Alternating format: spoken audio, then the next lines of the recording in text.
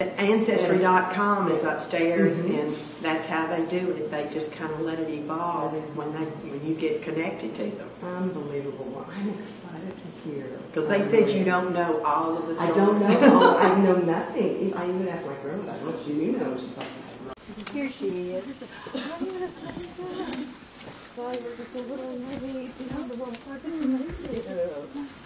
I can tell you a little bit about Arthur. Are you ready for a journey? I'm ready for a journey. We're all ready for a journey.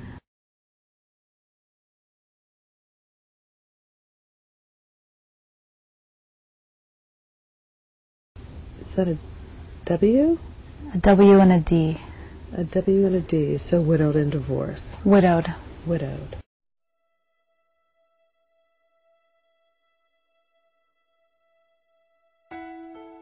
I knew my father had a first wife. Her name was Anna. I don't remember.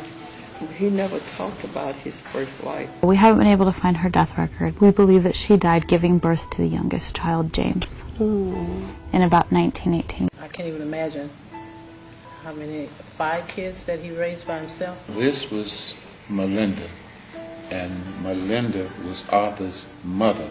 Melinda moved in with him, and this is your grandmother. It's really almost mind-boggling. Yes. It's really.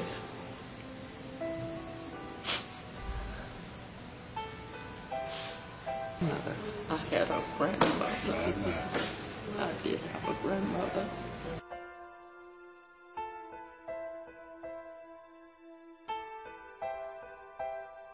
And this shows that my great-grandmother had a total of 15 children, and at this time 13 of them are still alive. So she's buried a husband and 2 children. Something I think is remarkable about this woman is she raised 13 children, and then she helped raise her grandchildren. And there were 7 of them. 7 of them. What a strong woman she is. Her life was her family. Her life was her family. Her life was her family. Daddy was a widow for 5 years, and then he met and married my mother, which was Zula. They had together 10 children. 5 of us living now, and I'm the oldest one in the bunch that's living. This is a marriage record. You are hereby authorized and empowered to celebrate a marriage between Robert Lewis and Melinda Bailey of this parish. They were married on the 25th day of, oh my gosh, on Christmas Day, 1879. Christmas Day. What a blessing. I never thought I'd actually see an actual marriage license for my great-grandparents. I mean, this is their name right here. Who's known as Melinda Lewis. We now learn her maiden name. It's Bailey. Bailey. And we learn Robert Lewis was her husband, who was deceased by 1910. Most people think that we aren't going to find documents on African Americans. This document is 130 years old. And it's about your ancestors. We haven't been able to find Melinda's parents or Robert's parents.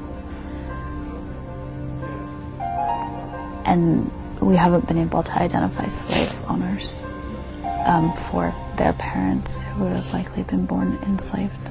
The journey on Melinda ends with these 2 documents. If there's more to know, I, for one, am going to do more searching. Just know that if this is the fabric that you've been cut from, that there's nothing that we can't do. Thank you, Ancestry.com.